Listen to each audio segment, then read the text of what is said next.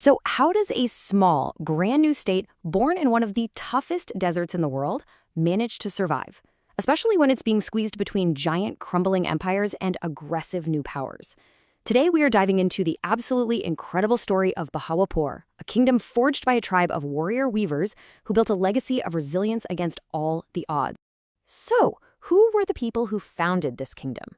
Well, this is where the story gets fascinating right from the get-go. On one hand, you have the ruling family, the Daudaputras, who claimed this incredibly noble lineage, tracing their family tree all the way back to Abbas, the uncle of the Prophet Muhammad. But then there's a completely different story, one that points to a much, much humbler beginning. A simple weaver from a town called Shikarpur, a guy named Dawood. So you've got this duality, right? It's at the very heart of their identity. Were they holy men or were they craftsmen? Well, the truth is, they were kind of both. And they were also something else. They were warriors. Let's dig into how this unique mix allowed a tribe with a mysterious past to carve out a kingdom with a really powerful future. So the name itself, Daudaputras, literally just means the sons of Dawood. And while their roots might have been in artisanship, their real talent, it turned out, was something else entirely. They were incredible marksmen, just exceptionally skilled with rifles. And pretty soon, the time they spent hunting started to outweigh the time they spent at the loom. In a world of shifting powers, a rifle, it proved way more valuable than a shuttle. So they traded one craft for another, and with guns in hand, they set out to build a nation. Their journey didn't start with some grand conquest. Nope. It started with survival. They were actually fleeing oppression in their homeland of Sind, basically refugees looking for a safe place to land in this vast, unforgiving desert. Trying to build a state from scratch out here? That was a monumental challenge, and their rise was just a masterclass in strategy and, honestly, grabbing opportunities when they saw them. And their rise, well, it wasn't overnight. It was gradual, but so incredibly strategic. It all began with that desperate flight from their enemies. And then came this pivotal moment, a mix of pure luck and serious bravery. After they successfully defended a prince's harem from a night raid, they were granted their very first piece of land. Now, this wasn't just a reward. It was a foothold. And from that one spot, they just methodically expanded, founding key towns and fortresses, and it all culminated in the establishment of their capital city, Bahawalpur. Okay, so this is where their ingenuity just really shines. How do you conquer an arid, inhospitable desert? Well, for them, the solution was to engineer this amazing network of 20 irrigation canals. Okay, how do you defend your brand new territory? You build a chain of 21 forts right across the desert. And what about the economy? How do you get that going? Simple. You put soldiers in those forts, making the trade routes safe for merchants. They didn't just survive the desert, they totally mastered it. All right, so they built a physical kingdom. The forts, the canals, the whole shebang. But what was life actually like inside it? Well, thanks to some accounts from people who were actually there at the time, we get a surprisingly detailed look inside the Nawab's court. This quote comes from a man named Shahamat Ali, who was a British agent visiting back in 1848. And you can tell, he was seriously impressed. This wasn't some rough, wild frontier outpost. No way.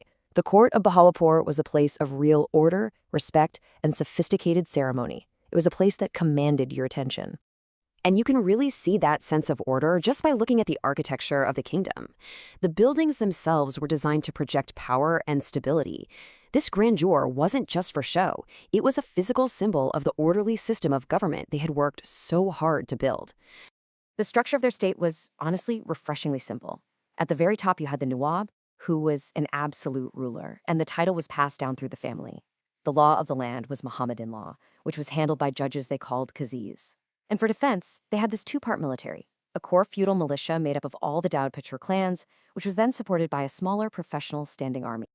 And get this, their militia was perfectly adapted to fighting in the desert. Out of their roughly 8,000-man force, a full quarter of them were shooter sowars, or camel riders. I mean, can you imagine the strategic advantage that gives you? It allowed them to move super quickly across terrain that would just completely exhaust a traditional cavalry. Beyond the government and the warfare, their society had its own really rich and unique customs. For example, brides from high-class families were giving these beautiful bangles made of pure ivory. It's a small detail, I know, but it just paints such a vivid picture of their unique culture. But here's the thing.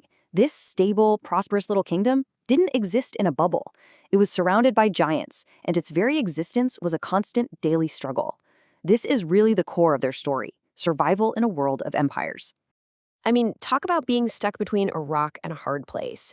Their geopolitical position was just incredibly dangerous. To the west, you had the huge but decaying Durrani Empire, and to the north and east, you had the rapidly expanding and super aggressive Sikh Empire under Ranjit Singh. Bahawalpur was caught right smack in the middle. And as if dealing with giant empires on your borders wasn't enough, the threats weren't just external. The history of Bahawalpur is absolutely filled with stories of internal conspiracies, of brothers plotting against brothers, of ambitious nobles trying to grab power. The Nawab had to constantly be on guard against threats from both outside and inside his own court. To really make that pressure feel real, just look at this number, 700,000. That was the tribute in rupees that the Sikh Empire demanded from Bahawalpur at one point. This wasn't just a fee, it was a crushing weight that was designed to show who was boss and to drain the state of its resources. Survival came at a very, very high price. So for decades, Bahawalpur is managing this insane balancing act. But then, in the 19th century, a completely new, powerful player arrives in the region, and everything is about to change. The British were coming. So, faced with this just overwhelming pressure from the Sikh Empire, the Nawab of Bahawalpur makes an absolutely brilliant strategic move. He allies with the British. And this quote from their treaty in 1838 is the key to everything. The British guaranteed that the Nawab would remain the absolute ruler of his country. They promised not to interfere. For Bahawalpur, this was nothing short of a lifeline. So why does this matter so much? Because this one treaty completely changed their status. It flipped the script. They went from being a tributary state paying these huge sums to a hostile neighbor to being a protected ally of what was then the most powerful empire on earth. This single act of diplomacy secured their independence for generations. And so, the state endured through masterful engineering, through incredibly shrewd politics, and through that warrior spirit. The descendants of weavers built a kingdom that actually outlasted many of its larger, more powerful neighbors. Their legacy is just one of remarkable, undeniable resilience. The story of Bahawalpur really offers some powerful answers. It's about having a unique blend of cultural pride, military pragmatism, and, crucially, the political wisdom to know when to fight and when to make an alliance. Their story really leaves us with a timeless question. In a world of giants, what does it truly take for a smaller power not just to survive, but to actually thrive?